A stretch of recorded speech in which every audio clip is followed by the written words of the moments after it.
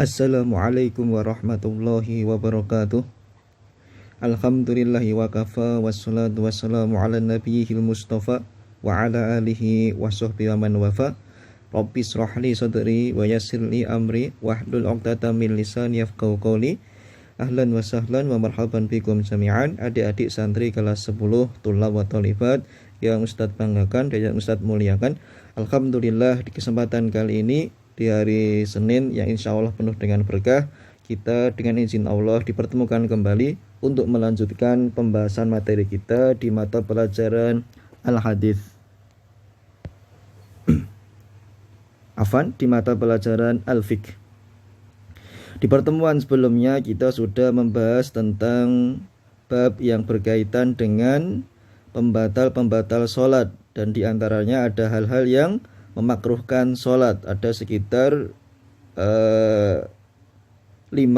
atau 7-8 poin. Yang 5 apabila dilakukan maka sholat kita bisa batal. Diantaranya meninggalkan rukun atau syarat padahal mampu, meninggalkan kewajiban secara sengaja, berbicara sengaja, berdaham secara sengaja, bergerak yang dengan banyak gerakan atau dilakukan dengan cara berturut-turut. Kemudian yang kedua terkait dengan hal-hal yang menjadikan sholatnya itu makruh, dibenci. Sholatnya diterima, sah, tapi makruh. Dalam artian pahalanya bisa berkurang atau tidak sempurna. Di antaranya karena menoleh, melakukan perbuatan sia-sia, meletakkan tangan kanan di atas tulang rusuk, menyilangkan jari jemari, duduk iqa', menghadap ke arah sesuatu yang melalaikan, menahan hajat yang akan keluar, dan ketika makanan siap dihidangkan, atau menghamparkan kedua tangan ketika sujud yang menyerupai gerakan binatang atau hewan. Nah, 2 poin ini di pertemuan yang lalu sudah kita bahas dan sudah kita baca. Silahkan kalian nanti memurajaah dengan seksama.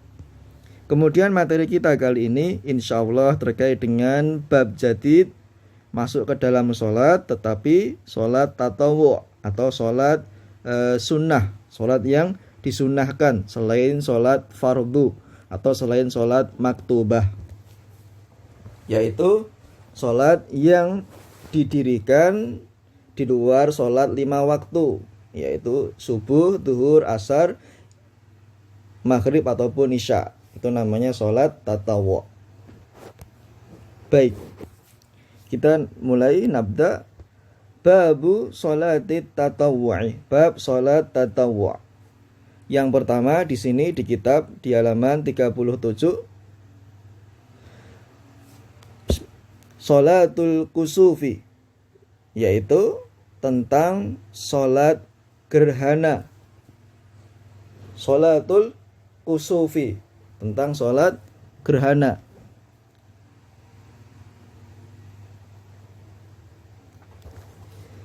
Wa akaduha sholatul kusufi li'anna nabiyya sallallahu alaihi wasallam fa'alaha wa amara biha. Sholat sunnah yang paling ditekankan, yang paling dianjurkan diantaranya adalah sholat kusuf. Mengapa? Li'anna nabiyya sallallahu alaihi wasallam fa'alaha wa amara biha.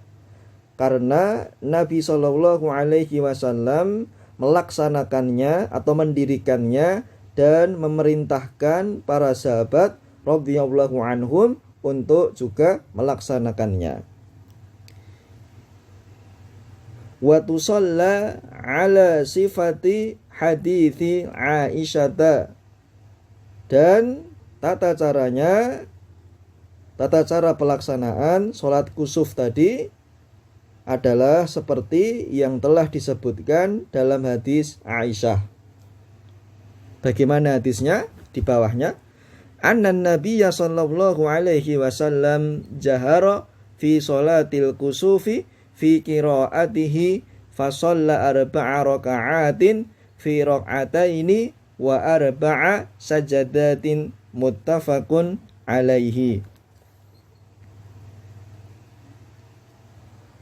Bahwa bahwasannya Nabi Shallallahu Alaihi Wasallam ketika mendirikan sholat khusuf, beliau mengeraskan bacaannya di dalam sholat khusuf tersebut, dan beliau sholat 4 ruku' dan 4 sujud dalam 2 rakaat. Hadis riwayat Bukhari Muslim muttafaqun alaihi.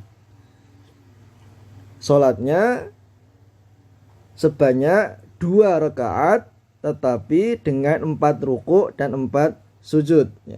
Barangkali yang sudah pernah ikut sholat sunnah gerhana matahari, baik itu gerhana matahari cincin atau separuh, paham ya. Tapi yang belum, nanti silahkan kalian berusaha mencari tata caranya di kitab yang lain atau dengan referensi yang lain. Ini bukan tugas sekedar menambah wawasan saja, karena kita bahas sesuai dengan apa yang ada di dalam kitab. Nanti insya Allah kalau ada kesempatan ketika kita di luar pelajaran daring, bisa kita jelaskan lebih terperinci, mengingat kita memiliki waktu yang terbatas. Baik, di sini ada 2 poin penting sebagaimana yang terdapat di dalam kitab. Yang pertama tentang sholat gerhana sebagai sholat sunnah yang muakkadah. Berarti ini berbicara dengan hukum sholat sunnah yang hukumnya ditekankan. Akad-2 maknanya sangat ditekankan, sangat dianjurkan. Entah itu atau baik itu gerhana matahari atau gerhana bulan.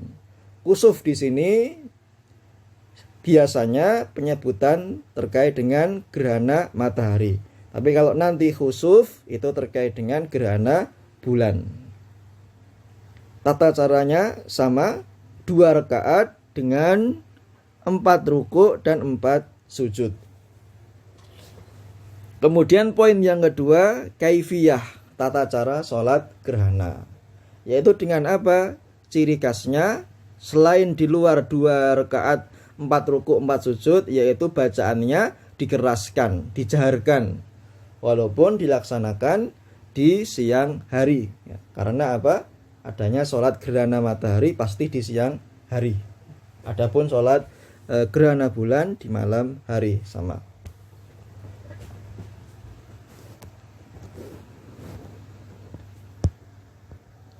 Berikutnya kita masuk ke sholat tatawwu', sholat sunnah yang kedua, yaitu sholatul witri. Di sini tertulis dengan al-watri. Tapi biasanya di kitab-kitab fikih penyebutannya al-witr. Mungkin ini salah ketik. Wa sholatul watri atau al-witr, wa sholatul witri sunnatun muakkadatun. Terkait dengan sholat witir, bahwasannya sholat witir itu hukumnya adalah sunnah muakkadah, sama sholat sunnah yang termasuk ditekankan, sangat dianjurkan untuk dilaksanakan. Dawaman Nabiyyu sallallahu alaihi wasallam hadaron wa safaron. Dawaman Nabiyyu sallallahu alaihi wasallam alaihi hadaron wa safaron. Dalilnya, Nabi sallallahu alaihi wasallam senantiasa menjaga atau terus menerus melaksanakannya, baik ketika beliau dalam keadaan mukim ataupun dalam keadaan safar. Dalam keadaan di rumah ataupun ketika beliau sedang berpergian, tetap menjaga untuk menunaikan sholat witir. Wa hassan nasa alaihi, dan beliau sallallahu alaihi wasallam juga menyemangati manusia, para sahabat umat Islam untuk melaksanakannya. Motivasi kaumnya, yaitu para sahabat, untuk menjaga dan melaksanakan sholat witir. Sekarang terkait dengan rakaatnya. Wa aqalluhu raka'atun, dan pelaksanaan sholat witir itu minimal dilaksanakan dengan 1 rakaat. Ini jumlah batas minimal. Bayangkan hanya 1 rakaat.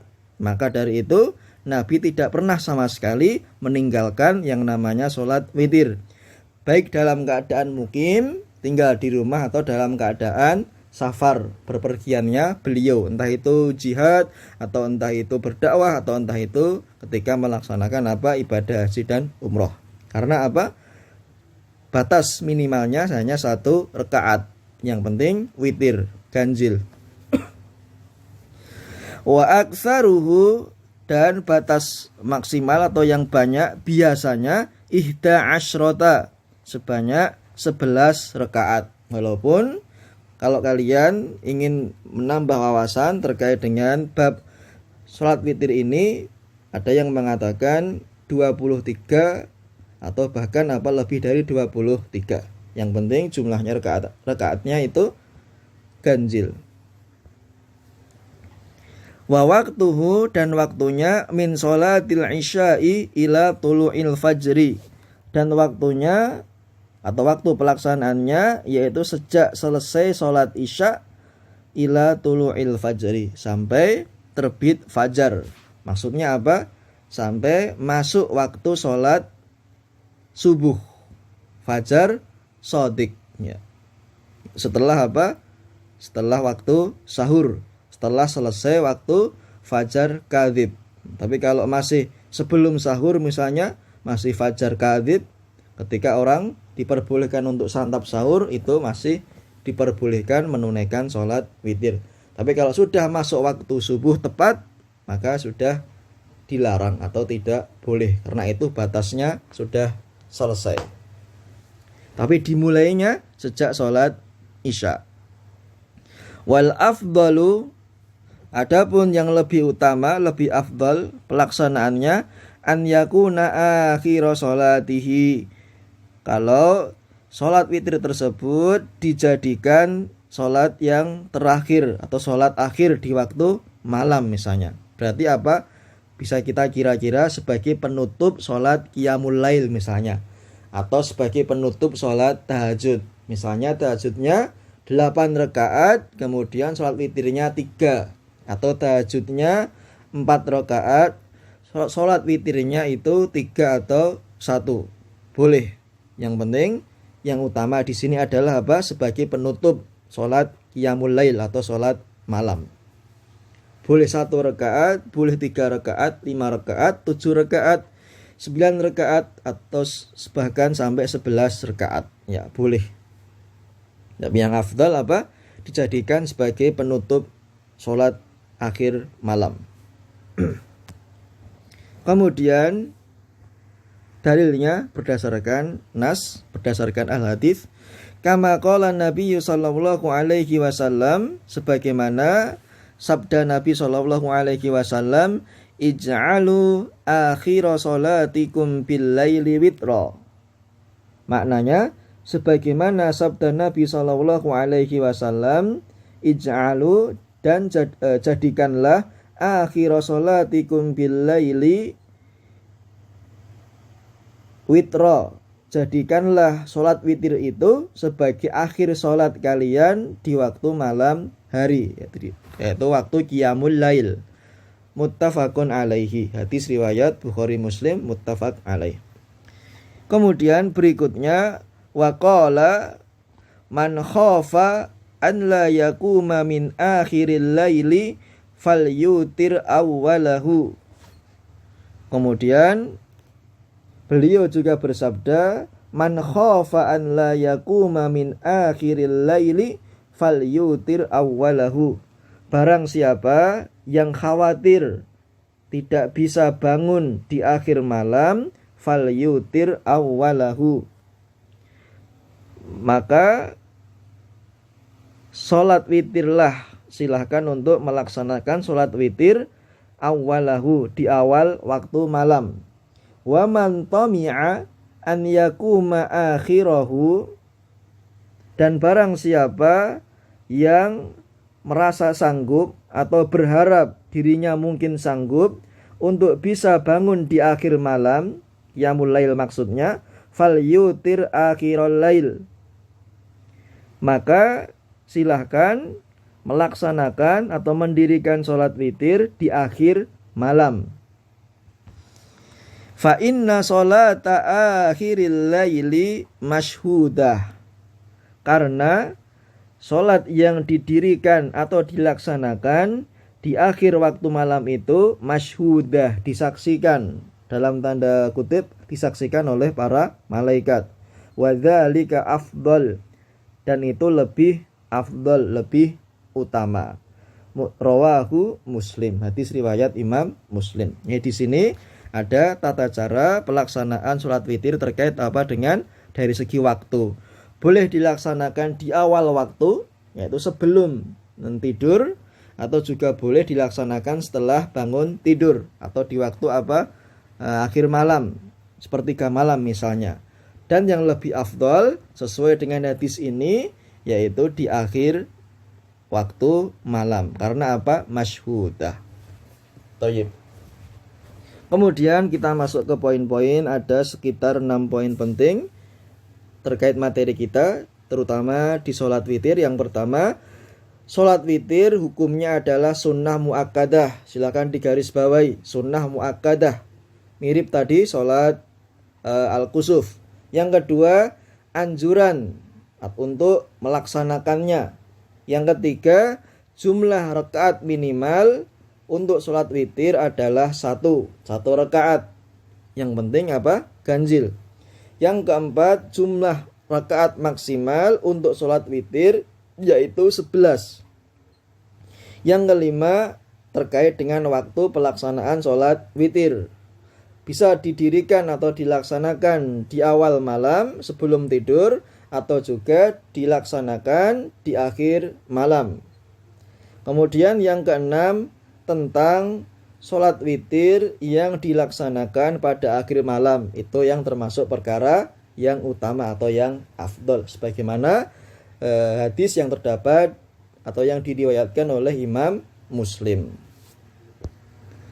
Alhamdulillah, selesai materi kita sampai halaman 38, 2 materi, sholat kusuf dan sholat witir. Nanti silahkan kalian simak dan kalian pahami lagi apa yang sudah kita baca dan kita perjelas di materi kita kali ini. Nanti kalau ada yang ingin disampaikan atau ada yang ingin ditanyakan, silahkan disampaikan ke Ustadz. Adapun tugasnya hanya cukup menyimak dengan seksama, memahami dengan baik dan benar saja.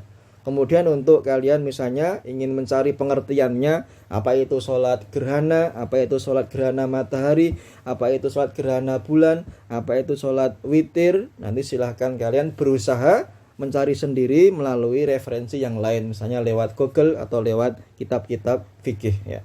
Tapi kita sudah cukup untuk mempelajari apa yang ada di dalam kitab ini, karena ini sebagai apa? Muqaddimah. Baik. Naktafi bihadzal liqa, aqulu qouli hadza, barakallahu fikum, wassalamu alaikum warahmatullahi wabarakatuh.